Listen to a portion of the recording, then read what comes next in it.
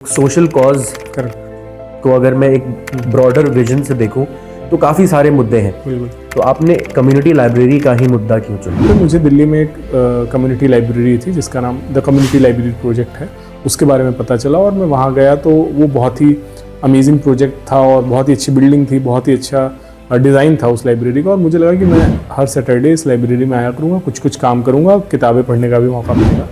तो मेरी actually library की जर्नी वहाँ से शुरू हुई। उस एक्सपीरियंस के बारे में बताइए जो शुरुआती दिन थे व्हाइल यू वर एस्टैब्लिशिंग बासा कम्युनिटी लाइब्रेरी। मैंने डिसाइड किया कि मैं अपने घर के ही एक बाहर के कमरे को लाइब्रेरी में कन्वर्ट कर देता हूँ और लोग पढ़ेंगे।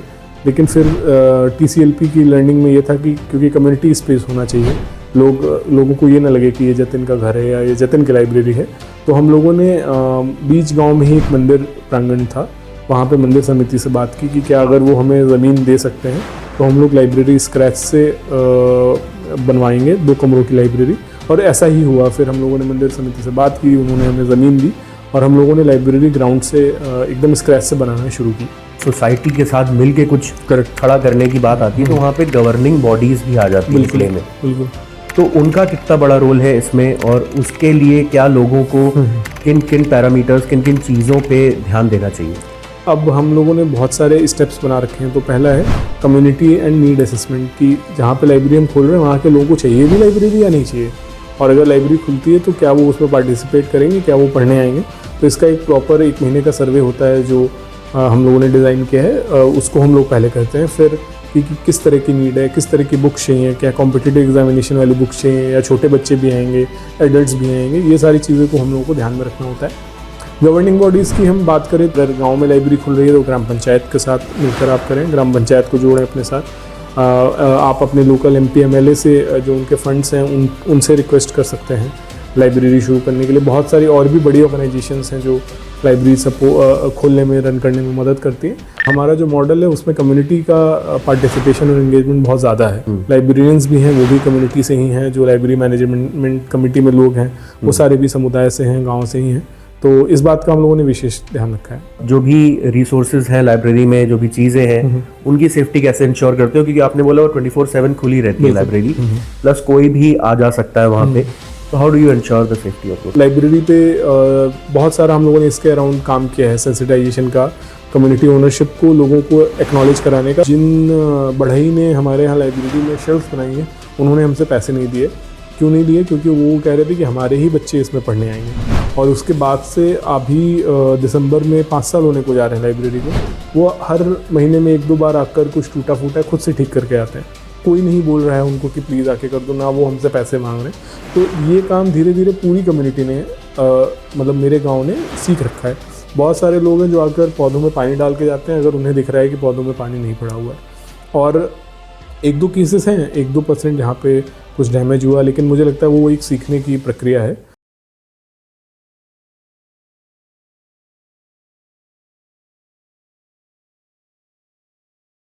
नमस्कार Jatin, welcome to the humans of Hindustan podcast show the Hindustan chapters.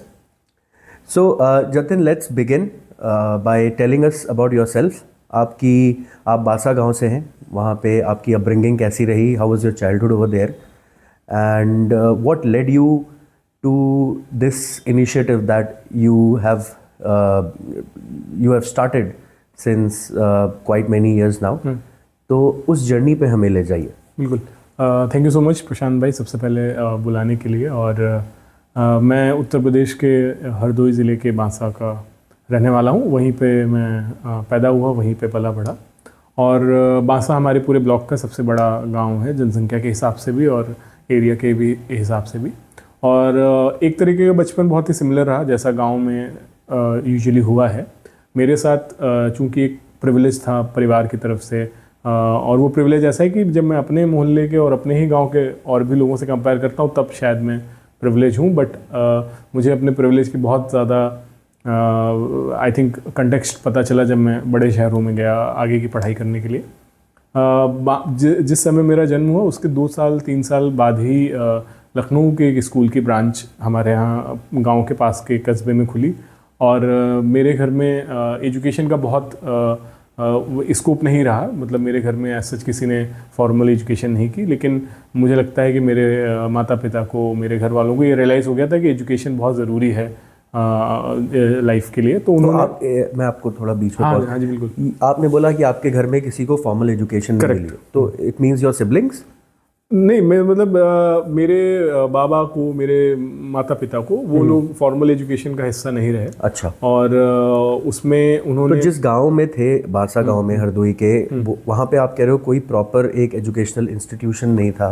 नहीं, मतलब सरकारी स्कूल्स थे, कुछ कुछ ऐसे low cost low income private schools भी थे, लेकिन ये हम 90s की बात कर रहे हैं? 90s की बात कर रहे हैं, करेक्ट। तो मतलब उस समय पे ऐसा है कि सर्वाइवल और पॉवर्टी और इन सब चीज़ों में लोगों का बहुत ज़्यादा टाइम और डेडिकेशन रहा, क्योंकि सर्वाइवल बहुत ज़रूरी था। जॉइंट फैमिली से मैं आता हूँ, बहुत सारे लोग होते थे। तो जब 1997 में मैं पैदा हुआ और आई थिंक 2000 में ईयर 2000 में लखनऊ के एक स्कूल की ब्रांच खुली, तो तब जाकर मेरे घर वालों को ये रियलाइज़ हुआ कि हमें जतिन को बहुत ही एक अच्छे स्कूल में पढ़ाना, और वो एक अच्छा स्कूल हुआ क्योंकि लखनऊ की एक ब्रांच थी जो आके खुली, और वो इंग्लिश मीडियम स्कूल था। और मुझे लगता है कि वो इंग्लिश मीडियम स्कूल है, ये बात मुझे क्लास 6-7 में जाके पता चली कि जब मीडियम बात कर रहे हैं तो यानी पढ़ाने का मीडियम इंग्लिश होगा, बट उस स्कूल में पढ़ाते हिंदी में ही थे, बुक्स सारी इंग्लिश। क्या आप बता सकते हो स्कूल का नाम? हाँ, लखनऊ पब्लिक स्कूल, बिल्कुल। मैं बहुत प्राउड उस स्कूल से मेरा एसोसिएशन है, और मुझे लगता है कि आज मैं यहाँ बैठा हूँ, और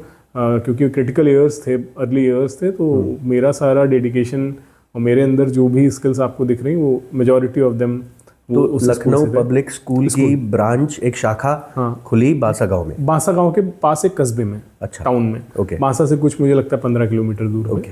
तो अब चूंकि मुझे लगता है मैं गांव का पहला ऐसा बच्चा था जो उस स्कूल में गया, तो बाकी मेरे मोहल्ले के साथी दोस्त लोग नहीं जा पाए, और तब शायद मुझ में उतनी समझ थी नहीं कि ये क्यों नहीं जा पा रहे हैं, या एटसेट्रा एटसेट्रा। लेकिन बहुत बाद में जब आई थिंक मैं 10th में हुआ और फिर मैं लखनऊ गया आगे की पढ़ाई करने के लिए, फिर दिल्ली गया, तब मुझे रियलाइजेशन होना शुरू हो गया कि इस स्कूल ने तो बहुत बड़ा रोल प्ले किया है मेरे पूरी लाइफ में, और जो मेरे गांव के मोहल्ले के बच्चे हैं जो नहीं जा पाए उस स्कूल में, वो पीछे रह गए, मतलब कॉन्फिडेंस के टर्म में, इंग्लिश एक्सपोजर के टर्म्स में, और उन्होंने काफ़ी स्ट्रगल किया, और वो शायद आज भी स्ट्रगल कर रहे हैं। तो आपका चूँकि सवाल था कि एजुकेशन का क्या रोल रहा, तो मुझे लगता है कि उस स्कूल में जाने मात्र से, ऐसा नहीं है कि उस स्कूल में कुछ बहुत ही अलग पढ़ाया गया हो, या बट उस स्कूल का जो डिज़ाइनिंग और जो प्रोग्रामिंग था, उसका इन्वायरमेंट ऐसा था कि वो उसने मुझे इंग्लिश में एक्सपोजर दिया, मेरा कॉन्फिडेंस बढ़ाया, जो बाकी सारे दोस्तों को नहीं मिला। और जब शायद मैं उस उम्र में आया कि मुझे समझने लगा ये अमीरी और गरीबी और एक्सेस और सब, तब मुझे थोड़ा थोड़ा अंदर से रियलाइजेशन होता था इस बात का कि ये लोग नहीं जा पाए उन स्कूल्स में, और उसका असर उनके जीवन पर आज भी है। तो जब आप लखनऊ पब्लिक स्कूल में गए, तब आपने बोला कि आपको रियलाइजेशन नहीं थी कि कितना बड़ा रोल प्ले करेगा ये मेरे एजुकेशनल करियर में थ्रू आउट माई लाइफ। ये बात आपने शायद बाद में आगे चल के रियलाइज़ करी होगी। तो मुझे उस क्षण के बारे में बताइए, उस मोमेंट के बारे में बताइए, when you realized the actual power of access to books and education. Actually ऐसे बहुत सारे मोमेंट रहे, मतलब मैं आपको बताता हूँ, जब मैं क्लास 6 से 7th में ही था, तो ये digital devices, tools, fridge, AC, ये सब गांव में पहुंचने लगा था। और मुझे याद है कि इन सारी अप्लायंसेस के साथ में यूजर मैनुअल आती थी, जो सामान्यतः इंग्लिश में होती थी, और शायद कुछ में हिंदी और इंग्लिश दोनों होती थी। तो मेरे मोहल्ले में किसी के यहाँ कोई आता था, कोई ऐसा टूल या कुछ उसमें ख़राबी होती थी, तो कस्टमर केयर से बात करना या उन सब में, तो मैं इंग्लिश में बात करता था, और मुझे लगता था कि ये तो बहुत ही पावरफुल चीज़ है कि, और बाद में फिर मुझे ये रियलाइज़ हुआ कि हाँ, ये एक्चुअल में पावरफुल है। इसी वजह से आप, जो हमारी इनिशिएटिव है उसमें हम लोग बोल रहे हैं कि आप पढ़ना सीखें और फिर पढ़ कर सीखें। मतलब एक बार अगर आप रीडिंग करने लगे, और जब मैं रीडिंग बोल रहा हूँ तो सिर्फ पढ़ने की बात नहीं कर रहा हूँ, कॉम्प्रिहेंशन भी है उसमें, पढ़ने के साथ साथ समझना भी है। तब बहुत सारे ऐसे मोमेंट्स हुए जहाँ पे मुझे लगा कि एक्सेस टू एजुकेशन, और तब तक I think access to education की बजाय एक्सेस टू इंग्लिश बहुत उसका क्रिटिकल वो रहा। और लोगों से बात करने में, स्ट्रेंजर्स से बात करने में, या हम लोग लखनऊ जाना शुरू करते तो मॉल्स में जाते थे, तो वहाँ पे बहुत फैंसी तरीके से लोग बात करें। ऐसे बहुत सारे मोमेंट हुए जहाँ पे एकदम से लगा कि जो ट्रेडिशनल पढ़ाई है, जो मैथ्स, फिजिक्स, केमिस्ट्री है, उसके अलावा भी एक पढ़ाई उस स्कूल से मुझे मिली, जिसकी वजह से जिसने एक्चुअली ज़्यादा रोल प्ले किया अपनी यूटिलिटी में, जो मेरा बाहरी दुनिया से इंटरेक्शन था उसमें। ये बात आपने बहुत अच्छी यहाँ पे करी है जतिन, कि irrespective of the traditional educational subjects, physics, chemistry, maths, बिल्कुल एक जो ऐसा सब्जेक्ट है जिसको काफ़ी समय से इग्नोर किया जा रहा था, which is communicational skills. Correct. English communication की अगर स्पेसिफिकली मैं बात करूं तो वो काफ़ी एक बैक सीट ले चुका था। बिल्कुल। लेकिन लिबरलाइजेशन क्योंकि 90s में ही हुआ है, तो उस दौरान काफ़ी जब एक्सपोजर बढ़ा हमारा बाहरी दुनिया के साथ, देन वी रियलाइज कि हम कहाँ पे we are where we are lacking exactly. तो वहाँ पे कम्युनिकेशन का एक बहुत एम्फेसिस फोकस पड़ा एकदम से सबका, और हमने देखा कि अर्ली 2000s में और इवन इन द 2000s काफ़ी सारे English speaking classes pop up हो गई जगह जगह पे। लोग स्पेशली कोर्स लेते थे, उनका रैपिड उनका एक शायद क्रैश कोर्स होता था, रैपिड इंग्लिश स्पीकिंग कोर्स, हाँ, कुछ 3 महीने का या 6 महीने का। तो people used to come even from good backgrounds. They used to come over there and they used to learn how to communicate in English. तो एक आपने बहुत अच्छा पॉइंट यहाँ मेंशन किया कि इंग्लिश एंड कम्युनिकेशन स्किल्स बहुत अहम रोल प्ले करती है किसी के भी कॉन्फिडेंस बिल्डअप में। तो वो आपको शायद आपके लखनऊ पब्लिक स्कूल की जर्नी से एक थोड़ा सा आपको बूस्ट मिला वहाँ पे। करेक्ट। तो जब आप बड़े हुए, जब आपको रियलाइज़ हुआ कि यार access to books and education and good quality education की वजह से शायद आपको एक ऐसे प्लेटफॉर्म पे आप पहुंच गए जहाँ पे आप बासा एक कम्युनिटी लाइब्रेरी की फाउंडेशन रख पाए जी। तो यहाँ पे मैं ये जानना चाहूँगा Jatin, why did you take this route only, जबकि अगर मैं एक सोशल कॉज को अगर मैं एक ब्रॉडर विजन से देखूं तो काफ़ी सारे मुद्दे हैं। बिल्कुल। तो आपने कम्युनिटी लाइब्रेरी का ही मुद्दा क्यों चुना? बिल्कुल। इसमें जब मैं 12वीं की पढ़ाई के बाद दिल्ली गया और लॉ स्कूल में मैं था, और तो पहली बार ऐसा था कि चूँकि मैं गांव में रहा, यहाँ के स्कूल्स में यही है कि आपको संडे छुट्टी मिलती थी, लेकिन मेरे लॉ स्कूल में और अब मुझे लगता है ज़्यादातर यूनिवर्सिटीज़ में सैटरडे संडे ऑफ होता है। तो मुझे लगा कि एकदम से 2 दिन की छुट्टी बहुत ज़्यादा है, मैं क्या करूँगा। तो उस समय मैं ढूंढने लगा ऐसी जगह या ऐसे काम जहाँ पर मैं अपना एक छुट्टी यूटिलाइज़ कर सकूँ, और मुझे लगता था कि संडे मैं अपने लिए रखता हूँ।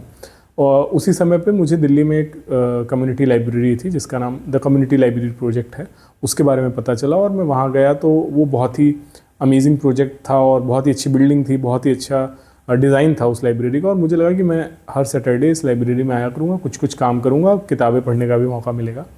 तो मेरी एक्चुअली लाइब्रेरी की जर्नी वहाँ से शुरू हुई, और वो मेरे लाइफ की पहली फ्री कम्युनिटी लाइब्रेरी थी। तब मैं 18 साल का था, और मुझे लगा कि ये तो बहुत बढ़िया जगह है कि कोई भी फ्री में आ सकता है, कोई भी क्योंकि स्कूल्स में एक फ़िक्स टाइम टेबल था, फिक्स टीचर्स थे, सब्जेक्ट्स थे कि आपको 9 बजे अगर आपका मैथ्स पढ़ने का नहीं भी मन है तो आपको पढ़ना पड़ेगा, क्योंकि स्कूल का डिज़ाइन ऐसा है। लाइब्रेरी एक स्पेस है जिसमें आपको मैथ्स पढ़ने का मन नहीं तो आप किताब बंद करो और आप कहानी की किताब उठा लो या कोई और किताब उठा लो, या आप कुछ भी मत करो। और तो वहाँ पर मुझे बहुत ही इम्पैक्टफुल लगा, बट मैं उतना तब भी नहीं सोच पा रहा था कि क्या करना है। लेकिन धीरे धीरे जब मैं उस लाइब्रेरी में और ज़्यादा जाने लगा तो बहुत सारे छोटे बच्चे वहाँ पे आते थे, आसपास के स्लम्स के और आसपास के मोहल्लों के, और फिर उन बच्चों में मुझे अपने गांव के जो बच्चे थे उनका चेहरा दिखने लगा। और तब मेरे दिमाग में ये ख्याल आया था कि अगर एक लाइब्रेरी दिल्ली जैसे शहर में, जहाँ पे ऑलरेडी इतने सारी यूनिवर्सिटीज़ हैं, इतने इंस्टीट्यूशंस हैं, प्राइवेट लाइब्रेरीज़ हैं, बुक स्टोर्स हैं, वहाँ पर एक लाइब्रेरी और उसका इतना अच्छा इम्पैक्ट है कम्युनिटी पे, तो बांसा जैसे गांव में जहाँ पर कोई भी बहुत ही बढ़िया कॉलेजेस नहीं है, यूनिवर्सिटीज़ नहीं है, कोई बुक स्टोर्स नहीं है, कोई लाइब्रेरी भी नहीं है, इनफैक्ट बांसा कम्युनिटी लाइब्रेरी हमारे पूरे ज़िले की पहली फ्री कम्युनिटी लाइब्रेरी है। तो वहाँ पर मैं करूँगा तो मेरे गाँव के बच्चों को और सबको एक ऐसी जगह मिलेगी। तो ये मैंने तब मन ही मन सोचा था कि एडवोकेट बनने के बाद, पैसा बनाने के बाद, बहुत ज़्यादा सेटल होने के बाद मैं अपने गाँव में एक ऐसी लाइब्रेरी की शुरुआत करूँगा। लेकिन फिर कोविड आया और वो कोविड में वो अपॉर्चुनिटी मिली जहाँ पर मैं भी अपने गांव गया। बहुत सारे लोग, आपको पता होगा कि यूपी, बिहार, झारखंड, छत्तीसगढ़ में अपने अपने गांव से पास के शहरों में पलायन करते हैं, वहाँ पे कमरा किराए पे लेते हैं और रहकर तैयारी कर रहे हैं एग्ज़ाम्स की या पढ़ाई कर रहे हैं। तो वो सारे लोग भी वापस गाँव आ गए थे। और ये जो जिन मेरे मोहल्लों के दोस्तों की मैं बात शुरुआत में कर रहा था, ये लोग मेरा फेसबुक पे और हर कहीं देखते थे कि मैं किसी लाइब्रेरी में जाता हूँ। तो इन्होंने बोला कि अभी तो पता नहीं कि कब कोविड में कॉलेजेस खुलेंगे, ये कोचिंग सेंटर्स खुलेंगे, तो क्यों ना हम एक गांव में एक लाइब्रेरी की शुरुआत करें ताकि हम लोग कम से कम अपनी पढ़ाई को जारी रख सकें। तो कम्युनिटी लाइब्रेरी एक्चुअली वहाँ से पूरा वो इंस्पिरेशन और वो आइडिया वहाँ से आया। बाकी और कोई इंस्टीट्यूशन क्यों नहीं, मुझे लगता था स्कूल्स बहुत सारे हैं। स्कूल में मुझे लगता है कि बहुत पैसा लगता, बहुत सारा ज़्यादा काम होता है। लाइब्रेरी चूँकि एक फ्री इंडिपेंडेंट स्पेस है, और तब एक्चुअली मैं उतना मैच्योर भी नहीं था, मुझे पता नहीं था कि ये कैसे चलना है। वो तो कोविड के दौरान मैं ऐसे लोगों से मिला, ऐसे लोगों से जुड़ा, जिनकी वजह से ये पॉसिबल हो पाया। तो वेरी गुड पॉइंट, आपने यहाँ पे एक पॉइंट मेंशन किया कि मुझे खुद नहीं पता था कि कैसे क्या चीज़ें पैन आउट होंगी। बिल्कुल।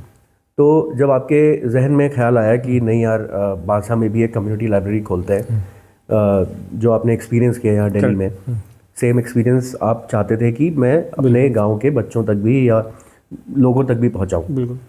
तो मुझे उस जर्नी पे ले जाए। जतिन, आपने बोला कोविड आ गया था, आप वापस चले गए थे अपने गांव बांसा, तो वहाँ पे अपने उस एक्सपीरियंस के बारे में बताइए, जो शुरुआती दिन थे while you were establishing Bansa community library. तो क्या आपके पास चैलेंजेस आए, क्या अपॉर्चुनिटीज़ आई, एक बार उस जर्नी पे ले जाइए। बिल्कुल। तो मार्च 2020 में लॉकडाउन हुआ, और तब मैं अपने लॉ स्कूल के 4th ईयर में था, और उस बीच मैं कई सारी संस्थाओं से जुड़ा था एज अ वॉलंटियर ही। और माइग्रेंट लेबरर क्राइसिस हुई, जिसमें बहुत सारे लोग जो काम के लिए पलायन करते हैं, उनको वापस आना था, वो फंस गए थे। तो मैं एक ऐसी इनिशिएटिव से जुड़ा, और अपने ही गांव के और भी अलग अलग राज्यों के जो माइग्रेंट वर्कर्स थे, उनको वापस लाने में एक ऐसे इनिशिएटिव्स के साथ जुड़ा था। और उसी बीच मेरी जो एक मुलाकात हुई, वो एक मेरे फ्रेंड, अब इस लाइब्रेरी के को-फाउंडर, मेरे बहुत अच्छे दोस्त अभिषेक से हुई। और हम लोगों ने साथ मिलकर फिर बांसा में बहुत सारे एडहॉक काम किए, जैसे कि किसी के पास अगर पढ़ने के लिए मोबाइल फ़ोन नहीं है तो हम लोगों ने मोबाइल फ़ोन प्रोवाइड कराया, किसी के पास बुक्स नहीं थी तो वो प्रोवाइड कराई। लेकिन ये बहुत ही ज़्यादा एडहॉक था कि किसी को पता चल रहा था कि मैं ये काम कर रहा हूँ, तो वो मेरे पास आ रहे थे, तो मैं उन तक मदद पहुँचा रहा था। और मुझे लगता है शायद जुलाई या अगस्त 2020 का महीना था, मेरे ही लॉ स्कूल के एक सीनियर थे, उनका कॉल आया कि वो अपने गाँव में एक लाइब्रेरी की शुरुआत करना चाहते हैं। और चूँकि उनको पता था कि मैं दिल्ली में एक लाइब्रेरी में जाता हूँ, तो मैं उनकी क्या मदद कर सकता हूँ लाइब्रेरी खोलने में, अपनी एक्सपर्टीज़ उनके साथ शेयर कर सकता हूँ। तो ये बलिया डिस्ट्रिक्ट में चेरुआ करके गांव था। तो अगस्त 2020 में पहली लाइब्रेरी मैंने और वो मेरे लॉ स्कूल के सीनियर प्रवीण ने मिलकर वहाँ पे शुरू की। और वहाँ पर मेरा रोल इतना ही था कि सारी लर्निंग शेयर कर देना, कुछ रिसोर्सेज मोबिलाइज कर देना, बुक्स वहाँ पे पहुँचा देना। और इस बीच मैं और अभिषेक लगातार काम कर रहे थे, बात कर रहे थे। तो एक दिन हम लोग बात करने में ही ऐसा हुआ कि क्यों ना अगर मैं अभिषेक अहमदाबाद में बैठकर और मैं बांसा में बैठकर बलिया में एक लाइब्रेरी की शुरू कर सकते हैं, जहाँ पर बहुत ही ज़्यादा अच्छा रिस्पांस कम्युनिटी का रहा। तो अगर बांसा तो मेरा ही गांव है, सब मेरे जान पहचान के लोग हैं, तो क्यों ना हम गांव में शुरू करें। और वहाँ पर फिर हम लोगों ने सितंबर 2020 में शुरू की, प्लानिंग करना शुरू किया कि जगह कहाँ पर रखेंगे और बुक्स कहाँ से आएंगी, लोग पढ़ेंगे कि नहीं पढ़ेंगे, बहुत सारे ऐसे सवाल चैलेंजेस थे। फिर मैंने डिसाइड किया कि मैं अपने घर के ही एक बाहर के कमरे को लाइब्रेरी में कन्वर्ट कर देता हूँ और लोग पढ़ेंगे। लेकिन फिर TCLP की लर्निंग में ये था कि क्योंकि कम्युनिटी स्पेस होना चाहिए, लोगों को ये ना लगे कि ये जतिन का घर है या ये जतिन की लाइब्रेरी है।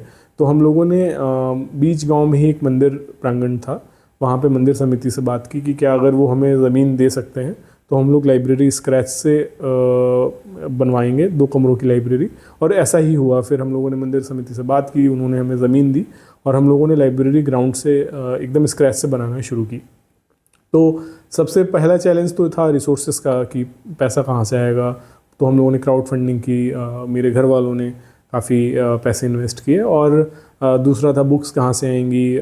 लेकिन ये सारे चैलेंजेस ऐसे थे जिनका सोल्यूशन बोलने से ही दिख जाता था कि पैसे कहाँ से आएंगे, तो क्राउड फंडिंग से आएंगे। किताबें कहाँ से आएंगी, तो हम लोग नई किताबें खरीद सकते हैं। जो और चैलेंजेस थे जो हमें एकदम से रियलाइज़ नहीं हो रहे थे, वो ये थे कि लोग पढ़ने आएंगे कि नहीं आएंगे। या हो सकता हो कि लाइब्रेरी खुलने से पहले ही कुछ दिनों तक आते हैं और फिर पढ़ने नहीं आते हैं। और फिर चूँकि हमने डिसाइड किया था कि हम फ्री लाइब्रेरी खोलेंगे तो लोग कितना कद्र करेंगे। तो बहुत सारे मेरे ही रिलेटिव्स ने बोला कि ये फ्री की तो गाँव में कोई वैल्यू नहीं होती है और लोग किताबें उठा ले जाएंगे, वापस नहीं करेंगे। और आजकल पढ़ता कौन है, क्योंकि इंटरनेट का ज़माना है और लाइब्रेरीज़ तो किसी को पता भी नहीं है कि लाइब्रेरीज़ होती क्या हैं। लेकिन फिर भी हम लोग डटे रहे और हमें लगा कि कुछ ना कुछ वर्क अराउंड होगा, टर्न अराउंड होगा। हम लोगों ने लाइब्रेरी की कंस्ट्रक्शन शुरू किया और दिसंबर पहले हफ्ते में लाइब्रेरी बनकर तैयार हुई। और हम लोगों ने बुक्स मंगाई, बहुत सारी बुक्स आई, और उस तरीके से मतलब लाइब्रेरी का कोई एक्चुअली ऑफिशियल इनॉग्रेशन भी नहीं हुआ। वो लाइब्रेरी बनी, उसमें बुक्स आना शुरू हुई, लोग आना शुरू हुए और लाइब्रेरी शुरू हो गई। तो जतिन, आपने यहाँ एक पॉइंट मेंशन किया कि आप अपने घर में नहीं खोल सकते थे, it has to be a common place. बिल्कुल।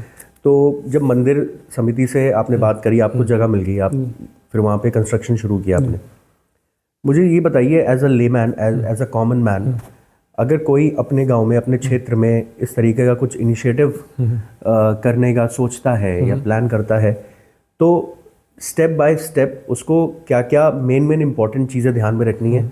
जो आपने पॉइंट मेंशन किए कि फंडिंग कहाँ से आएगी, रिसोर्सेज कहाँ से आएंगे, तो इसके सोल्यूशन तो खुद मिल जाते हैं, बट जहाँ पे कंस्ट्रक्शन या समथिंग सोसाइटी के साथ मिलके कुछ खड़ा करने की बात आती है, तो वहाँ पे गवर्निंग बॉडीज भी आ जाती है प्ले में। बिल्कुल। तो उनका कितना बड़ा रोल है इसमें, और उसके लिए क्या लोगों को किन किन पैरामीटर्स, किन किन चीज़ों पे ध्यान देना चाहिए? तो मतलब मैं तो यही सजेस्ट करता हूँ कि हम लोगों ने तो बहुत ही एडहॉक रूप से शुरू किया कि हाँ चलो लाइब्रेरी शुरू करते हैं और उस हिसाब से। लेकिन मुझे ऐसा लगता है कि अगर अब मैं नई लाइब्रेरी जो हम लोग शुरू भी कर रहे हैं, तो उसमें बहुत ज़्यादा प्लानिंग कर रहे हैं, बहुत ज़्यादा सस्टेनेबिलिटी को ध्यान में रख रहे हैं कि अगर लाइब्रेरी शुरू भी कर रहे हैं तो क्या हमारे पास 1 साल लाइब्रेरी चलाने का रिसोर्सेज हैं, क्या लोग हैं जो उस लाइब्रेरी को रन कर सकते हैं। तो बिल्कुल सोसाइटी को साथ में लेना, जिस भी एरिया में लाइब्रेरी खुल रही है वहाँ के लोगों को साथ में लेना बहुत इंपॉर्टेंट है। और इसलिए अब हम लोगों ने बहुत सारे स्टेप्स बना रखे हैं। तो पहला है कम्युनिटी एंड नीड असेसमेंट, कि जहाँ पे लाइब्रेरी हम खोल रहे हैं वहाँ के लोगों को चाहिए भी लाइब्रेरी या नहीं चाहिए, और अगर लाइब्रेरी खुलती है तो क्या वो उसमें पार्टिसिपेट करेंगे, क्या वो पढ़ने आएंगे। तो इसका एक प्रॉपर 1 महीने का सर्वे होता है जो हम लोगों ने डिज़ाइन किया है, उसको हम लोग पहले करते हैं। फिर कि किस तरह की नीड है, किस तरह की बुक्स चाहिए, क्या कॉम्पिटिटिव एग्जामिनेशन वाली बुक्स चाहिए, या छोटे बच्चे भी आएंगे, एडल्ट्स भी आएंगे, ये सारी चीज़ों को हम लोगों को ध्यान में रखना होता है। गवर्निंग बॉडीज़ की हम बात करें तो बिल्कुल मतलब आप देखिए, आइडियली तो ऐसा ही होना चाहिए कि चूँकि हम एक वेलफेयर स्टेट में रह रहे हैं, तो ये सरकार की जिम्मेदारी है कि एजुकेशन को और भी बहुत सारी चीज़ों को सारे सिटीजन्स को, स्पेशली उन लोगों को जो हाशिए पे खड़े हैं, जो मार्जिनलाइज्ड हैं, जिन तक ये चीज़ नहीं पहुंच रही, उन तक पहुंचाने की जिम्मेदारी उनकी है। तो बिल्कुल गवर्निंग बॉडीज़ में अगर गांव में लाइब्रेरी खुल रही है तो ग्राम पंचायत के साथ मिलकर आप करें, ग्राम पंचायत को जोड़ें अपने साथ। आप अपने लोकल MP MLA से जो उनके फंड्स हैं उनसे रिक्वेस्ट कर सकते हैं लाइब्रेरी शुरू करने के लिए। बहुत सारी और भी बड़ी ऑर्गेनाइजेशंस हैं जो लाइब्रेरी खोलने में, रन करने में मदद करती है। लेकिन मुझे ऐसा लगता है कि अगर आप एडहॉक बेसिस पे शुरू कर रहे हैं कि ये आपका मन है लाइब्रेरी शुरू करने का, तो आपको उस पर दोबारा से विचार करें। पूरा लगभग 1 साल बहुत अच्छा है, अगर 2 साल की प्लानिंग के साथ आप लाइब्रेरी प्रोजेक्ट की शुरुआत करें, क्योंकि बहुत सारे प्रोजेक्ट जो कोविड में एक्चुअली मशरूम हुए कि लोगों को लगा कि खुलने चाहिए, और फिर वो उतने सक्सेसफुल नहीं हुए, और बहुत सारी लाइब्रेरीज भी खुली जो बंद हुई। तो एक प्रॉपर प्लानिंग, एक सस्टेनेबिलिटी प्लान, रिसोर्सेज कहाँ से आएंगे से लेकर लोग कैसे आएंगे लाइब्रेरी तक, ये आपको लाइब्रेरी खोलने से पहले ही फिगर आउट करना पड़ेगा। तो आपका ये जो मॉडल है कम्युनिटी लाइब्रेरी का, ये विलेजेस तक ही सीमित है अभी, राइट? हाँ, मतलब ऐसा तो नहीं है कि शहर में लोगों को पढ़ना नहीं है या शहर में सारे संसाधन हैं, लेकिन चूँकि हम लोग एक रेफरेंस पॉइंट से बात करते हैं, तो मैंने बताया कि आप देखिए दिल्ली में हर 2-3 किलोमीटर पे हॉस्पिटल्स हैं, डिस्पेंसरीज हैं, मेडिकल स्टोर्स हैं, वैसे ही बुक स्टोर्स हैं, यूनिवर्सिटीज़ हैं, कॉलेजेस हैं, प्राइवेट इंस्टीट्यूशंस हैं। लेकिन जैसे जैसे आप दिल्ली से किसी भी डायरेक्शन में चले जाइए, ये संख्या घटती जाती है। तो हम लोगों का यही प्रयास था कि हम लोग गाँव में ये शुरुआत करेंगे, और ऐसा नहीं कि शहरों में नहीं खोलेंगे। अगर कहीं हमें लगता है जहाँ से लोगों की डिमांड आती है तो शहर में भी है, बट पूरा फोकस और प्रायोरिटी हमारी हमेशा गाँव ही रहेगी।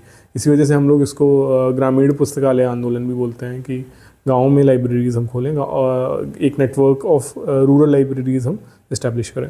तो आपने अभी बांसा में जो आपका प्रोजेक्ट है, अभी केवल वही अभी एक्टिव है? नहीं, बांसा के साथ साथ 7 और कम्युनिटी लाइब्रेरीज़ हैं जो हम लोग संत कबीरनगर डिस्ट्रिक्ट में, जालौन डिस्ट्रिक्ट में, मिर्ज़ापुर डिस्ट्रिक्ट में, और भी कई जगह पे हम लोग रन कर रहे हैं। लेकिन बांसा लाइब्रेरी को हम लोगों ने as a model library develop किया है कि ऐसी एक लाइब्रेरी हो सकती है गाँव में, उसकी परिकल्पना कर सकते हैं, और वो सक्सेसफुल भी है, लो कॉस्ट भी है, और बहुत ज़्यादा कम्युनिटी के साथ इंटीग्रेटेड है। तो मैं यहाँ बैठकर आपसे बात कर रहा हूँ, इसका कोई लेना देना नहीं है कि लाइब्रेरी खुल रही है या नहीं खुल रही है, या वहाँ पे बुक्स कैसे आएंगी। हम लोगों ने सारे सिस्टम्स एक बहुत ही मुझे लगता है प्लानिंग के साथ डिज़ाइन किए हैं, जिसमें लाइब्रेरी बिल्कुल भी मुझ पर या और भी जो हमारे टीम मेंबर्स हैं उन पर डिपेंडेंट नहीं है। लाइब्रेरी पूरी तरह कम्युनिटी के साथ इंटीग्रेटेड है और इस वजह से बांसा लाइब्रेरी तो 24 आवर्स खुलती है और वहाँ पर कोई ऐसा लॉक का सिस्टम नहीं है। लाइब्रेरियन के आने का टाइम फिक्स है, उसके बाद भी मेंबर्स आते हैं, पढ़ाई करते हैं। बहुत सारे मेंबर्स अभी आप देखिए विंटर्स में स्पेशली 2-2 बजे तक पढ़ते हैं और फिर लाइब्रेरी में ही गद्दा और रज़ाई लगा के सो जाते हैं। तो वो हमारा जो मॉडल है उसमें कम्युनिटी का पार्टिसिपेशन और एंगेजमेंट बहुत ज़्यादा है। तो उस चीज़ को हम लोगों ने एक्चुअली अपना मतलब की भी हमने बना रखा है, वो हमारे लिए बहुत इंपॉर्टेंट है। लाइब्रेरियंस भी हैं, वो भी कम्युनिटी से ही हैं। जो लाइब्रेरी मैनेजमेंट कमेटी में लोग हैं वो सारे भी समुदाय से हैं, गाँव से ही हैं। तो इस बात का हम लोगों ने विशेष ध्यान रखा है। ओके, सो आपका ये जो मॉडल है कम्युनिटी लाइब्रेरी का, इसमें there is no fees. Correct. आप कोई फीस चार्ज नहीं करते हो किसी से। तो आई मीन गांव में आपने ये मॉडल खड़ा किया है अभी, और भी खड़े कर रहे हो आप, आई एम श्योर। तो मैं ये जानना चाह रहा था कि गांव में जैसे एक लाइब्रेरी खुली, काफ़ी सारे रिसोर्सेज हैं उसके अंदर, आई एम श्योर काफ़ी बुक्स हैं, काफ़ी और भी मटेरियल, रीडिंग मटेरियल्स होंगे। तो how you and your team, how do they ensure कि उनकी सेफ्टी और जो भी रिसोर्सेज हैं लाइब्रेरी में, जो भी चीज़ें हैं, उनकी सेफ्टी कैसे इंश्योर करते हो? क्योंकि आपने बोला वो 24/7 खुली रहती है लाइब्रेरी, प्लस कोई भी आ जा सकता है वहाँ पे। तो how do you ensure the safety of those?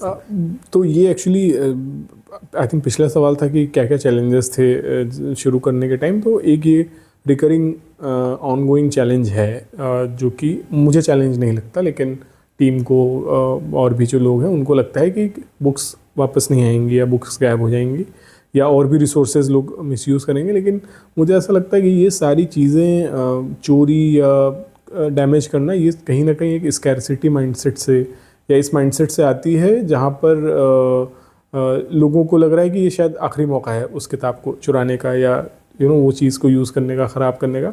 आप देखो यूएस में और भी यूरोपियन कंट्रीज़ में बहुत सारी ओपन, ऑलमोस्ट ज़्यादातर शॉप्स स्ट्रीट वेंडर वाली वो ओपन रहती हैं और एक सेफ्टी के साथ वहाँ पे है, क्योंकि वहाँ के लोगों ने एक्सेप्ट कर रखा है कि ये यहाँ पे है काफ़ी समय के लिए और उनके लिए है, उनकी ज़रूरतों के लिए। मतलब अगर मैं तो लाइब्रेरी पे बहुत सारा हम लोगों ने इसके अराउंड काम किया है, सेंसिटाइजेशन का, कम्युनिटी ओनरशिप को लोगों को एक्नॉलेज कराने का। तो उसमें मैं यही बोलता हूँ कि मैं दिल्ली में रहता हूँ, लाइब्रेरी में एक पंखा ख़राब होता है तो मेरे यहाँ दिल्ली में घर में तो पंखा चलेगा, लाइब्रेरी में नहीं चलेगा। अगर आपने उसकी केयर नहीं किया, ख़राब हो गया और उसको बनने में मान लीजिए 10 दिन का टाइम लगता है, तो 10 दिन आप लोग गर्मी में रहेंगे।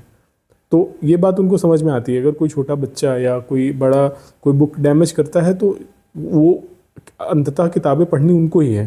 तो ये बात हम लोगों ने कम्युनिटी ओनरशिप में बहुत ही अच्छे से कम्युनिकेट की है। तो शुरुआत में था थोड़ा सा, क्योंकि आप देखो मुफ्त में सरकारी राशन आता था और केरोसिन का तेल आता था, तो उसमें कुछ ना कुछ ख़राबी होती थी। लोगों ने ये मान रखा था कि जो भी चीज़ें मुफ्त हैं वो ख़राब हैं, क्योंकि ये माना गया है कि जो जितनी चीज़ महंगी है, ब्रांडेड है, वो उतनी अच्छी है। लेकिन हम लोगों ने थोड़ा सा उसको भी चैलेंज किया है सोशियोलॉजिकल टर्म्स में कि लोग अब समझ रहे हैं कि फ्री बुरा नहीं है, फ्री बहुत ज़रूरी है और फ्री अच्छा भी है।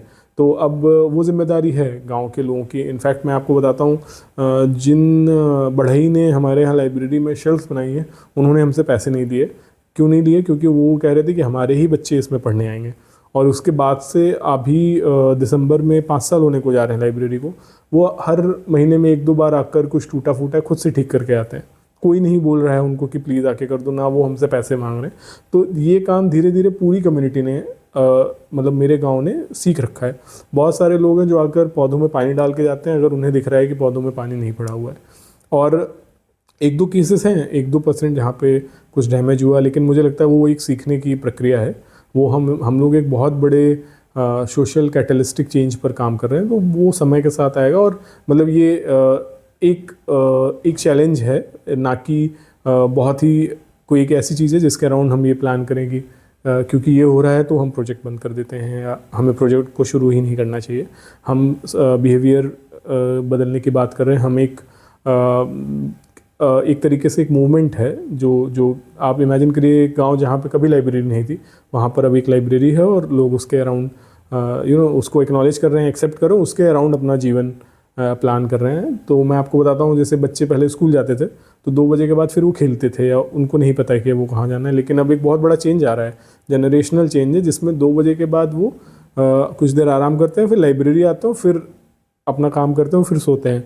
तो बहुत एडजस्टमेंट में हुआ कि अरे ये क्या है, इसकी ज़रूरत है, लेकिन धीरे धीरे अब वो गांव का एक हिस्सा हो गया है, लोगों के जीवन का एक हिस्सा हो गया। इनफैक्ट मेरे जीवन का हिस्सा है। तो जब मैं गांव जाता हूँ तो मैं ज़रूर लाइब्रेरी पे 1 घंटे 2 घंटे जाता हूँ, जो शायद लाइब्रेरी नहीं होने के टाइम में मैं कहीं और बैठा होता था। तो ये सारे कुछ मुझे लगता है एक कैटलिस्टिक चेंजेस हैं। लोग एडजस्ट करते हैं, सीखते हैं और ध्यान रखते हैं इस बात का। तो शुरुआत से ही जब आप देखो मेरे इस पॉडकास्ट में कितनी बार कम्युनिटी शब्द का प्रयोग हुआ, कितनी बार ही मैं कह रहा हूँ कि लाइब्रेरी सबकी है, सिर्फ किसी एक की नहीं। तो लोगों ने वो जिम्मेदारी धीरे धीरे समझ रहे हैं और उसको मुझे लगता है बहुत अच्छे से निर्वहन भी उसका कर रहे हैं। बहुत ही स्वीट बात आपने कही यहाँ पे जतिन, कि जो लोगों ने कंट्रीब्यूट किया है आपकी लाइब्रेरी बनाने में, उन्होंने आपसे बिल्कुल कुछ फीस कुछ नहीं लिया, जस्ट बिकॉज उन्होंने अपना समझा इसको, उस कम्युनिटी से जुड़ा हुआ एक इनिशिएटिव है। तो काफ़ी सुन के अच्छा लगा ये बात कि लोगों ने भी उसी वार्म से, उसी प्यार से उसको अपनाया है।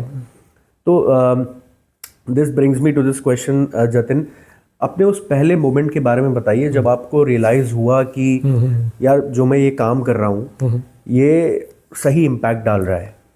कुछ ऐसा जो पहला मोमेंट आपको रियलाइज़ हुआ जब आपको ये कि हाँ यार my work is truly making an impact. नहीं, तो इसमें मतलब एक इम्पैक्ट तो मैंने जैसे बताया कि मैं जिस लाइब्रेरी में दिल्ली में जाता था उसका इम्पैक्ट मैं देख रहा था। तो इतना तो मेंटली था मेरे दिमाग में कि बहुत ही अच्छे रिजल्ट्स आएंगे और पॉजिटिव रिजल्ट्स ही आएंगे। लेकिन मुझे ऐसा लगता है कि पहला ही मोमेंट, इनफैक्ट जब लाइब्रेरी बन ही रही थी और किताबें आ ही रही थी, उस समय हमारे यहाँ पे 72 वर्ष के एक महेंद्र बाबा हैं। तो वो ऐसे घूम रहे थे और कुछ कंस्ट्रक्शन की आवाज़ या ये सब हो रहा था लाइब्रेरी पे, तो वो अंदर आ गए और पूछने लगे ये क्या है। तो मैंने बताया कि ये लाइब्रेरी, और फिर वो जिस कमरे में किताबें रखी थी उस कमरे में एंटर किए। और उसके बाद जैसे एक छोटा बच्चा खिलौने की दुकान में जाकर एकदम से वो हो जाता है ना कि इतने सारे खिलौने और ये भी चाहिए या मुझे ये था मेरे पास, तो वो चमक उनकी आंखों में दिखी कि अरे वाह, प्रेमचंद की किताबें हैं और इतनी सारी किताबें हैं।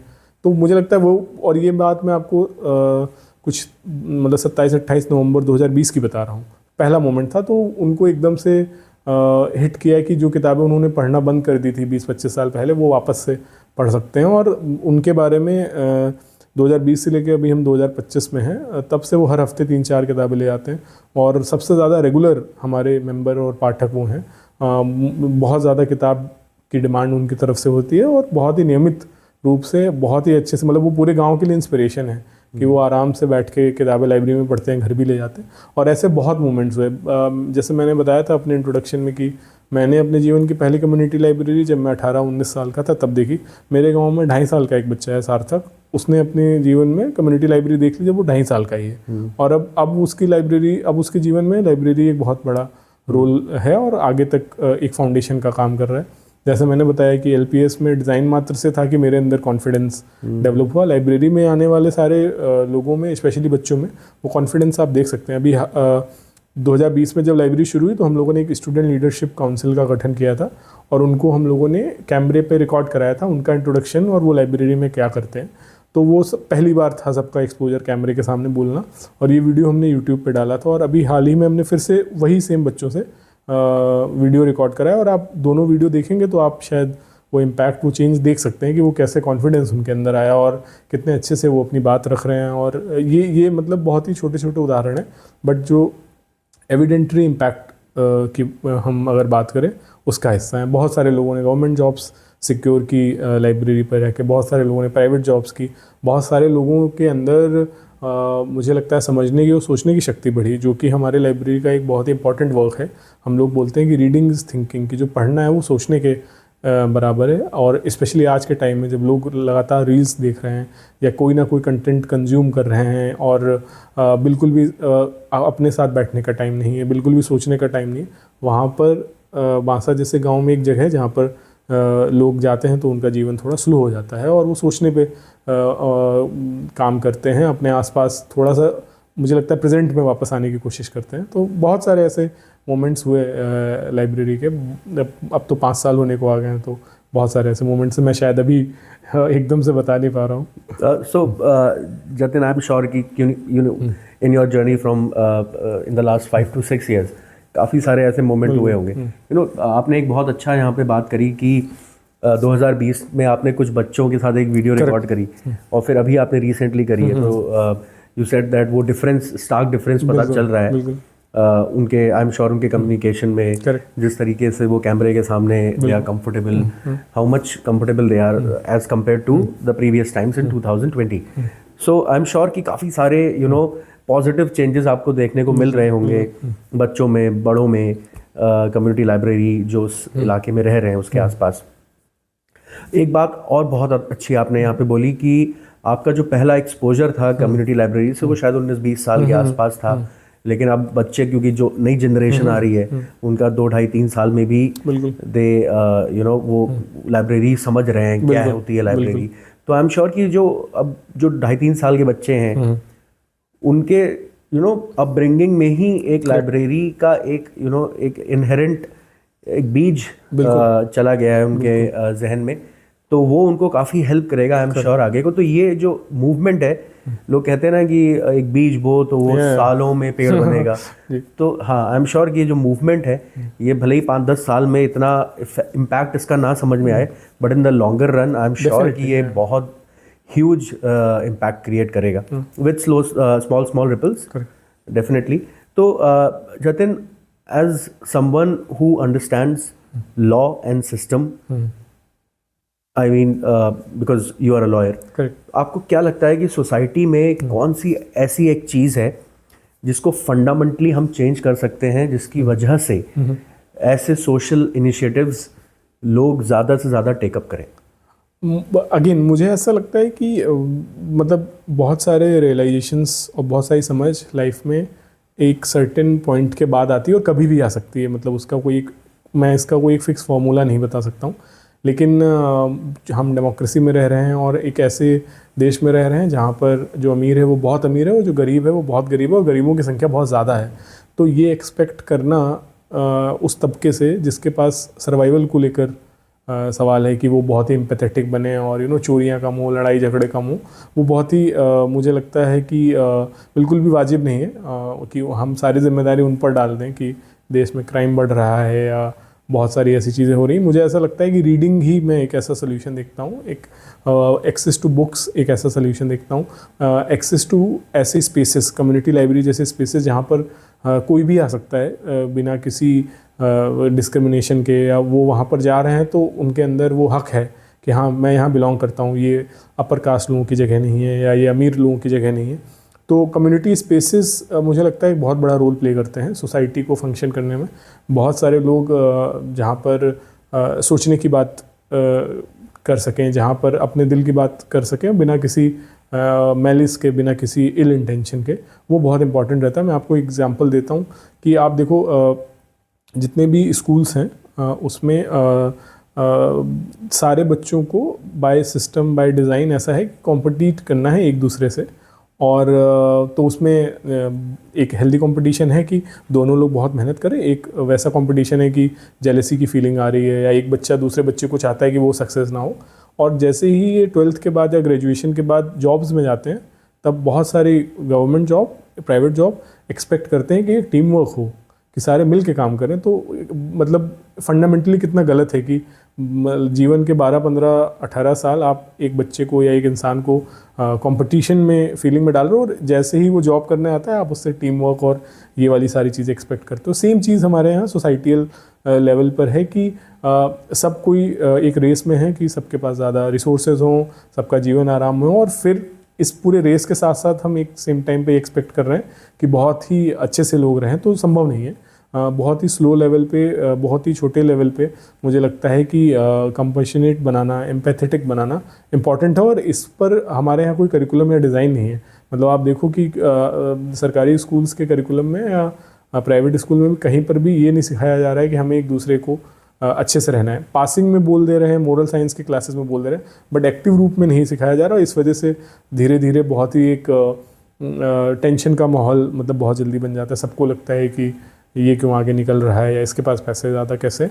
तो अगर कम्युनिटी स्पेसेस हैं, एक्सेस टू बुक्स है, जहाँ पर लोगों को रोक के ये सारी बातें बताई जा रही हैं, उनके साथ बैठ के चर्चा की जा रही है, बातचीत की जा रही है, तो मैं एक सोल्यूशन देखता हूँ। मुझे नहीं पता है कितना सक्सेसफुल है, बट जितना भी हमारे एग्जाम्पल्स से, हमारे एक्सपीरियंसेस से, मासा गाँव में ये बदलाव बहुत ज़्यादा हमने देखा है।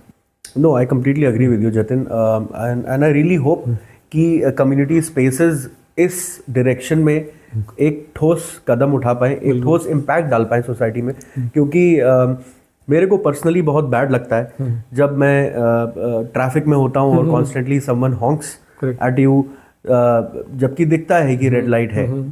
तो हॉन्किंग का I mean कोई लॉजिक नहीं है, कोई रीज़न नहीं है, but it's just you know वो सालों की कंडीशनिंग है, ह्यूमन नेचर बन गया। हाँ, तो वो उनके नेचर में आ गया, करेक्ट। बट हाँ, अगर किसी तरीके से हम इन सारे छोटे छोटे इश्यूज हैं, बट ये है नहीं एक्चुअली में। If you go to some other country, तब आपको एक्चुअल में रियलाइज होता है कि मुझे ऐसा बोलना नहीं चाहिए, बट आप कैसी जगह पे रह रहे हो, क्या क्या चीज़ों पे आप मिस आउट कर रहे हो। तो वो ये सारी छोटी छोटी चीज़ें हैं जो आगे चल के कंपाउंडिंग इफेक्ट क्रिएट करती हैं, बहुत बड़ा चेंज दिखता है आपको बाहर जब आप जाते हो। तो यहाँ पे एक और क्वेश्चन था मेरा, ये क्वेश्चन मैं आपसे पहले पूछ चुका हूँ, बट उसी पे बिल्डअप करना चाहता हूँ कि जैसे मान लीजिए किसी लेमैन को इस तरीके का कुछ सोशल इनिशिएटिव करना है किसी भी जगह पे, डिस्ट्रिक्ट में या किसी स्टेट में या कुछ भी, तो वहाँ पे ऑब्वियसली वहाँ की कम्युनिटी और वहाँ के जो लोकल गवर्निंग बॉडीज़ हैं उनके कोलैबोरेशन, कोऑपरेशन के साथ ही करना होगा। तो आई एम श्योर आपने भी ये चैलेंजेस फेस किए थे, तो आपकी, मैं जानना चाह रहा हूँ, what was your biggest learning when you were dealing with such governing bodies और सच, if I'd say, power structures. So what was your biggest learning from it? I think biggest learning honestly was कि you have to accept कि ये जो आप काम कर रहे हो ये नया काम है, और लोकल गवर्निंग बॉडीज़ पे, रिप्रेजेंटेटिव्स पे, इलेक्टेड ऑफिशियल्स पे यूजुअली क्या होता है कि वो एक अपना वर्क फ्लो उनका रहता है। आप जाकर उनसे एक नया काम करने की बात कर रहे हैं, जिसमें उनके लिए वो एक, आपके लिए एक पैशन प्रोजेक्ट है, आपके लिए बहुत ज़रूरत बेस्ड चीज़ है और आप बहुत ज़्यादा पैशनेट हैं उसके लिए, उनके लिए वो एक और काम है। तो आई थिंक बहुत ही पेशेंस रखना पड़ेगा, बहुत ही ज़्यादा अच्छे से कन्विंस करना पड़ेगा कि जो आप लाइब्रेरी खोलना चाहते हैं वो क्यों खोलना चाहते हैं। कम्युनिकेशन बहुत इंपॉर्टेंट है। इसके अलावा सबको साथ में लेकर चलने, लाइक, क्योंकि वो भी एक स्टेक होल्डर होंगे इस प्रोजेक्ट में, जो हो सकता हो गवर्नमेंट फंडिंग से, हो सकता हो गवर्नमेंट डायरेक्टिव से आपकी मदद कर सके। तो मेरा to deal with local governing bodies, officials, bureaucrats, everybody, be patient and also understand their point of view that they are also overburdened, overworked। और मुझे लगता है कि पूरे डिपार्टमेंट में से कोई एक ऐसा इंसान जो शायद लाइब्रेरी से इत्तेफाक रखता है, और चूंकि वो सब लोग पढ़ लिख के ही उस पोजीशन में पहुंचे हैं, तो नॉट नेसेसरीली, हाँ, मतलब वो उससे, मैं वही बता रहा हूँ कि वो मना करेंगे कि क्योंकि उनके लिए वो एक्स्ट्रा काम है। इमेजिन करिए कि आप किसी गवर्नमेंट डिपार्टमेंट से आके फंड मांगते हैं, तो उनके टेबल पे एक और नई फाइल है जो आपके लिए पैशन प्रोजेक्ट है, वो उनके लिए एक फ़ाइल है, तो वो आपको डील करना है। और उसको तो मैं बोलूँगा कि आप ये मान के चलिए कि वो बहुत कठिन प्रोसेस है। मतलब आप बिल्कुल मत मानिएगा कि आप आज जाएंगे और काम हो जाएगा। तो मेंटली आई थिंक रेडी रहें, मेरी यही लर्निंग है। तो my next question is, Jatin, in this era, in this world of digitisation, जहाँ पे अब जनरेशन जो है they are shifting towards digital mediums to view things, to read things, audio books आ गई हैं कितनी सारी। तो कहीं ना कहीं फोकस, कहीं ना कहीं लोगों का रुझान फिजिकल बुक्स से उठ के ऑडियो बुक्स की तरफ ज़्यादा जा रहा है। करेक्ट। तो आपने क्या इसको भी कहीं ना कहीं फैक्टर इन किया है अपने कम्युनिटी स्पेसेस में, या आप देखते हैं कि ये जो डिजिटाइजेशन हो रहा है, this can prove a silent killer for spaces like physical libraries? नहीं, ये तो बिल्कुल नहीं है ऐसा। फिजिकल लाइब्रेरी फॉर एग्जांपल, अगर हम ये पॉडकास्ट जूम पे रिकॉर्ड कर रहे थे तो शायद इतने अच्छे से वो बात निकल के नहीं आती, या जो एक ह्यूमन टच का है, एक सेम इन्वायरमेंट में बैठने का है, उसका इम्पैक्ट अलग ही है। लेकिन चूँकि हम लोग रूरल लाइब्रेरीज़ में डील कर रहे हैं, तो अभी बहुत टाइम है वहाँ पे। डिजिटलाइजेशन और डिजिटल इंडिया को रूरल इंडिया में पेनिट्रेट करने में बहुत सारा समय है, स्पेशली पॉजिटिव स्पेसेस में। तो लोग रील्स तो देख रहे हैं, ऑडियो बुक सुनने वाला कोई नहीं, क्योंकि कल्चर ही नहीं है पढ़ने का, सुनने का। और इस वजह से हम लोग इसको स्टेप 1 स्टेप 2 में देखते हैं कि पहला तो ये कि फिजिकल स्पेसेस में जाकर एटलीस्ट आप जाने तो कि किताबें हैं और किताबें पढ़नी है। और फिर अब बहुत हमारी लाइब्रेरीज़ पे भी किंडल्स हैं, डिजिटल डिवाइसेस हैं, तो जो एक किताब पढ़ सकता है और उसने फिजिकल किताबें रीड कर ली, तब उनका मन करता है कि अगर ये मैं किताब सुनूंगा तो कैसे लगेगी, या और डिजिटल टूल्स एक्सप्लोर करते हैं। लेकिन मुझे ऐसा लगता है कि आप देखो कि एक सर्कुलर इकोनॉमी का हिस्सा है। एक टाइम पे फिजिकल फाइल्स को लोग कूल नहीं मानते थे और सबको था कि स्क्रीन पे पढ़ लें। अब चूंकि स्क्रीन पे इतने डिस्ट्रैक्शंस आ गए, लोग प्रिंट आउट निकाल कर पढ़ रहे हैं ईमेल, जो वो शायद ऑनलाइन, तो ये पूरा घूम के चक्कर आएगा। एक बार फिर लोग वापस किताबों की तरफ आएंगे और फिजिकल स्पेसेस की तरफ आएंगे, क्योंकि अपने यहाँ और इनफैक्ट बहुत सारी चीज़ बहुत अबंडेंस में होती हैं। मतलब हर एक चीज़ शुरू हुई, फिर उसका मतलब हमारे गांव में लोग बोलते हैं कि अति कर देते हैं, तो एकदम अभी अति हो रही है फॉर कंटेंट, मतलब बबल क्रिएट हो रहा है, और वापस से ये बबल फूटेगा और लोग दोबारा से फिजिकल किताबों की तरफ आएंगे। और मुझे ऐसा लगता है कि ये मतलब यहाँ पे हम किस बबल की बात कर रहे हैं? मतलब बबल ये है to overdo and over use anything. तो फॉर एग्जांपल फ़ोन जब आया था तो कम यूज़ करते थे, फिर उसमें इतनी सारी चीज़ें हो गई कि एक फ़ोन जो सिर्फ कॉल करने के लिए बना था, फिर वो काम के लिए भी बन गया, मल्टीमीडिया हो गया। हाँ, तो वो फिर अब आप देखो कि जो मैंने न्यूज़पेपर में और इन सब में पढ़ता रहता हूँ कि जो CEOs वगैरह वो कीपैड फ़ोन भी अपने पास रखते हैं कि एक पॉइंट के बाद वो हटा देते हैं। तो ये आएगा, लेकिन मैं ये बोलना चाहता हूँ कि ऑनलाइन किताबें पढ़ना या ऑडियो बुक पढ़ना सुनना या ये किताबें, इसमें से कोई भी काम बहुत ही मतलब ऐसा हायरार्की में नहीं है कि अगर आप फिजिकल किताबें बैठ के पढ़ रहे हैं तो बहुत ही अच्छा है।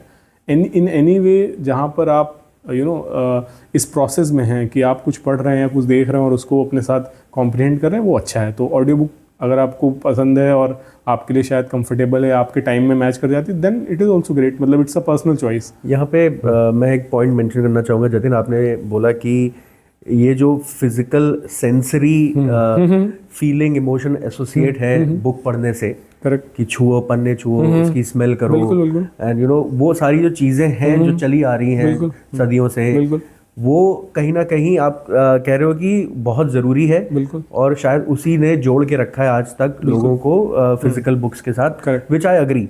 बट देन जैसे पहले, बहुत पहले की अगर मैं बात भी ना करूं, 30-40 साल पहले जाते हैं, 50 साल, with in 50 years, last 50 years, लोग चिट्ठियां लिखा करते थे। करेक्ट।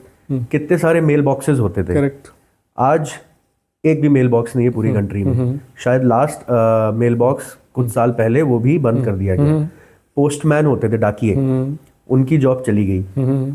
तो ये चीज़ एक्सटेंड हो गई। ये भी रिलेटेड थी फिजिकल चीज़ों को लेके। क्यों एक्सटेंड हो गई? क्योंकि अब मेल्स आ गए हैं, व्हाट्सएप आ गया है, मैसेजेस आ गए हैं, तो ऐसे ही शिफ्ट एक आ रहा है जो कि नोटिस कर रहा हूँ मैं ऑडियो बुक्स के साथ। मैं खुद ऑब्जर्व करता हूँ जैसे कि लोगों के पास, क्योंकि गोइंग फॉरवर्ड समय की बहुत कमी है, मेरे पास भी समय कमी होती है। मैं काम पे जा रहा होता हूँ, गाड़ी में ऑडियो बुक सुनता हुआ जा रहा हूँ, तो वो जो मेरा गाड़ी में 1 घंटे का समय है आते जाने वक्त, तो वहाँ पे मैंने यूटिलाइज कर लिया एक पॉजिटिव वे में। तो ये भी इस वजह से भी, समय की कमी की वजह से भी शायद ऑडियो बुक्स में पॉपुलैरिटी में काफ़ी वो आए, बढ़ाव देखा गया है। तो हाँ, आपका पॉइंट भी सही था कि रूरल में पेनिट्रेट करना इस चीज़ में टाइम लगेगा बहुत, विच आई अग्री। बट अगर जब रूरल में उनके पास फ्री सिम्स आ गए हैं, डेटा आ गया है और रील्स वो चला सकते हैं, तो I am pretty sure it's just एक, हम कहते हैं कि एक समय की ही देर है जब ये भी पॉपुलर हो जाएगा रूरल एरिया में, कि लोग ऑडियो बुक्स या विजुअल बुक्स देखेंगे थ्रू देयर, क्योंकि फोन तो आ चुके हैं, multimedia phones are there in rural areas. छोटे से छोटे आदमी से बड़े आदमी तक जो गांव में रह रहा है, सबके पास। तो ये जो चैलेंज, मतलब ये जो ट्रांजिशन आएगा, इसको हैंडल करने के लिए कितनी इक्विप्ड है आपकी टीम और कम्युनिटी स्पेस? नहीं, इसमें एक तो मतलब मुझे ऐसा लगता है कि बहुत सारा टाइम अभी लगेगा। जैसे अगर मैं आपके एग्जांपल से ले लूँ तो कितने लोगों के पास गाड़ियाँ हैं, मतलब इंडिया में हम अर्बन और रूरल दोनों में निकाल सकते हैं अपनी इंडिया की पॉपुलेशन को रेफरेंस पॉइंट रखने के बाद। फिर कितने लोगों के पास जॉब है, कितने लोग हैं जो काम पे जा रहे हैं, और आप रूरल इंडिया में आओगे तो वो अनएम्प्लॉयमेंट रेट बढ़ता जाएगा। देन फिर कि कितने लोग हैं जिनको सुननी है किताबें, जिनको पता भी है कि ऑडियो बुक्स होता है, तो अगेन जो मैं पहले बोल रहा था कि हम लोग अभी स्टेप 1 पे हैं कि एक ऐसे गांव में जहाँ पर लाइब्रेरी ही नहीं थी, कल्चर ही नहीं था, पूरे ज़िले में लाइब्रेरी नहीं थी, वहाँ पर हम लाइब्रेरी इस्टेब्लिश कर रहे हैं। और ऑल्दो ऐसे जब हम पीछे जाते हैं तो ऐसा लगता है कि 50 साल बहुत कम समय था, लेकिन अभी चूंकि जिस प्रेजेंट में है 50 साल बहुत ज़्यादा समय है। तो देखते हैं कि क्या होता है। मुझे ऐसा लगता है कि अगर हमारे गांव के लोग किताबों में इतनी दिलचस्पी रखने लगे कि वो उनके पास टाइम नहीं हो और वो ऑडियो बुक सुन रहे हैं, तो वो तो बहुत ही अच्छी और कमेंडेबल बात है कि रील्स या खाली बैठने से तो बेटर है कि आप ऑडियो बुक्स भी सुने, कोई दिक्कत नहीं है उसमें। मेरा पॉइंट ये था क्वेश्चन पुट करने के पीछे जतिन, कि आज के ज़माने में in this 21st 22nd century people consider library as an outdated concept. तो जब आपने ये कॉन्सेप्ट शुरू किया 2020 में, which was still 21st century, तो आपने क्या वो चीज़ों को टारगेट किया जो आपके इस इनिशिएटिव को डिफरेंट बनाएंगी, जो कि लोग उसको आउटडेटेड ना समझ के they will consider it as a present day initiative. Correct. तो इसमें तो मतलब वही है कि हम एज अ टीम ऑल्सो सब अंडर 30s हैं, और मतलब मुझे और 2-3 टीम मेंबर्स का सब अंडर 25 हैं एक्चुअली। तो उसमें बहुत ही कंटेम्प्रेरी रखी है हर चीज़। तो जैसे मैंने बताया कि बुक्स हैं तो किंडल्स भी हैं लाइब्रेरी पर, डिजिटल टूल्स भी हैं। डिजिटल टूल्स में वहाँ पे आपने डेस्कटॉप दे रखा है, डेस्कटॉप्स हैं, लैपटॉप्स हैं, और मतलब 24 आवर फ्री वाईफाई है। इनफैक्ट फ्री वाईफाई पूरे गांव के लिए। तो ये सारी चीज़ें, और कोई भी डिस्करेजमेंट नहीं है कि नहीं तुम लाइब्रेरी आए हो तो तुम किताब ही पढ़ो और तुम कंप्यूटर में चलाओ, बल्कि उल्टा है। हम लोग चाहते हैं कि हमारे गांव के लोग, बच्चे डिजिटल लिटरेसी पर भी जाएं। मतलब बहुत सारे बड़े तबके के लिए कंप्यूटर यूज़ कर पाना फ्री में गांव में एक अपने आप में बहुत बड़ी चीज़ है, जो शायद उनकी फैमिली में नहीं की। तो हम लोग तो उन्हें सिखा रहे हैं, कंप्यूटर क्लासेस हैं। इनफैक्ट अभी हम लोगों ने AI क्लासेस शुरू की हैं कि हमारे गांव के लोगों को पता चले कि कोई AI जैसी चीज़ आई है और वो उसमें क्या क्या यूटिलिटी है, क्या क्या मदद कर सकती है। तो हम इक्विप्ड भी हैं और बहुत ही कंटेम्प्रेरी रखने की कोशिश करते हैं लाइब्रेरी के सारे ऑपरेशंस को। तो उसमें डिजिटल भी हमारा एक बहुत बड़ा हिस्सा है, जिसको हम बिल्कुल ना डिस्करेज कर रहे हैं, और उसको बराबर की तवज्जो दे रहे हैं। मतलब ऐसा नहीं है कि अगर हम फंड एलोकेट कर रहे हैं कि 1 लाख रुपए की किताबें आएंगी, तो ज़रूर हम कुछ पैसा रख रहे हैं कि डिजिटल इक्विपमेंट्स या जो हमारी डिजिटल एफिशिएंसी है वो भी बढ़ सके। ठीक है। This brings me to this question Jatin, कि आपका विजन क्या है अगले 5 सालों की अगर मैं बात करूं। ऑब्वियसली आप एक्सपैंड कर रहे हो कम्युनिटी लाइब्रेरीज को डिफरेंट डिस्ट्रिक्ट्स में, डिफरेंट विलेजेस में। इसका एक अगर मैं ब्रॉडर विजन की बात करूं behind starting the community library spaces, तो वो एक जो ब्रॉडर विजन है, जो आपका अल्टीमेट गोल जिसको मैं मानूंगा, वो क्या है फॉर द नेक्स्ट 5 years और 10 years? आई थिंक एक तो यही है कि as many as rural community libraries हम शुरुआत कर सकें, उनको शुरू करना। दूसरा, उसके साथ साथ चूँकि मतलब मैं अपने गांव वालों से या किसी भी गांव में ये एक्सपेक्ट करूं कि नहीं सब लोग कहानी की किताबें पढ़ो, रीडिंग फॉर प्लेजर करो, तो वो बहुत ही अच्छा है। वो अगेन मैंने बोला वो अनजस्टिफाइड होगा, क्योंकि जिनका सर्वाइवल और जिनका लाइवलीहुड टिका हुआ है उनकी ही मेहनत पर, तो वहाँ पर तो उनसे ये एक्सपेक्ट करना है कि आप कहानी की किताबें पढ़ो जस्टिफाइड नहीं है। तो इसमें हम लोगों ने स्किल्स डेवलपमेंट, लाइवलीहुड प्रोग्राम्स भी इंट्रोड्यूस किए हैं, जिसमें हम ब्रिज कर रहे हैं और स्किल्स मैप कर रहे हैं, बहुत सारे लोगों को रोज़गार देने की बात कर रहे हैं। तो ये सारे प्रोग्राम्स भी हम लोग एग्जिस्टिंग लाइब्रेरीज मॉडल्स पे कर रहे हैं। इसके अलावा हम लोग पब्लिक एजुकेशन सिस्टम के साथ भी काम करना शुरू करें। तो जैसे बांसा में गवर्नमेंट स्कूल्स में हम लोग काम कर रहे हैं, जहाँ पर फाउंडेशनल लिटरेसी न्यूमरेसी पे काम कर रहे हैं। जो सरकारी स्कूल के बच्चे हैं उनकी पढ़ने की क्षमता, उनके लिखने की क्षमता बढ़ सके। तो ये एक तरीके से बहुत ही मतलब हम लोग कम्युनिटी लाइब्रेरीज अपने मॉडल को एक कैटलिस्ट मॉडल के रूप में देख रहे हैं कि वो जिस भी स्पेस में है, अगर कम्युनिटी के स्पेस में, स्कूल के स्पेस में है या लाइवलीहुड के स्पेस में, तो एक कैटलिस्ट का काम करेगा। और इसी मॉडल पे हम अभी बिल्ड कर रहे हैं। बहुत सारी लर्निंग, बहुत सारी अनलर्निंग है जो हम कर रहे हैं, बट मॉडल फिक्स है कि हम कम्युनिटी लाइब्रेरीज इस्टेब्लिश करेंगे, एंड देन उसके अराउंड और उसके अंदर हम बहुत सारी चीज़ें करने का कोशिश करेंगे।